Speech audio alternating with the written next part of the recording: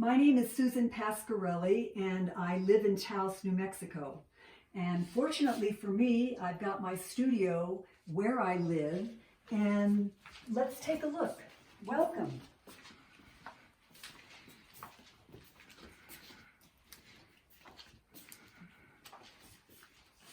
While I've lived in Taos for the past 16 years, I got my art training in both California and New York.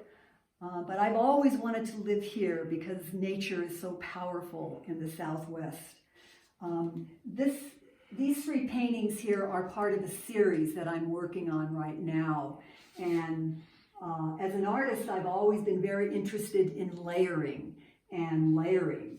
And this group of paintings was inspired by a visit to the Gooseneck State Park in Utah, where you see the layers of sediments that are caused by the San Juan River and just the geology of layering.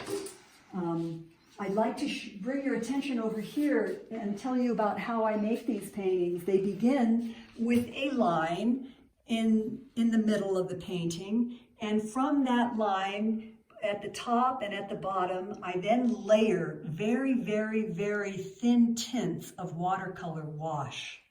And the painting is done when I get to an area like here and over here that's very opaque. And I emphasize that opacity so that it kind of, I guess, anchors the piece. I make the paintings over here at this table. And these are my palettes. I've got many, many reds. I have many blues, many greens, and many yellows. And I sit here at the table when my cat's not here. And this is where I do the layering. I use what's called a squirrel mop brush. And what is very unique about this kind of brush is that I can get a very clear edge to each layer that I put on the painting.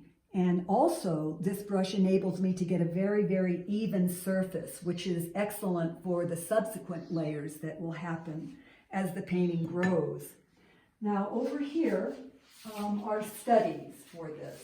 And with these studies, I'm just practicing. I'm exploring. I'm trying to see what colors I can get a nice surface with. I'm trying to learn what colors I can use on top of other colors.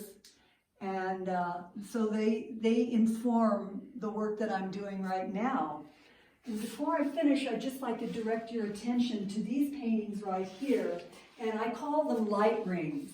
And they're also inspired by nature.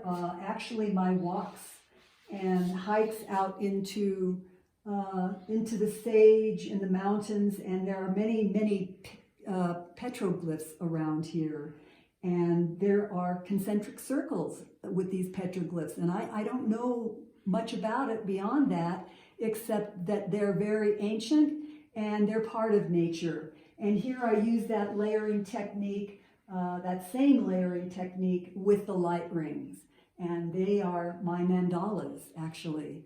So I thank you very much for the visit.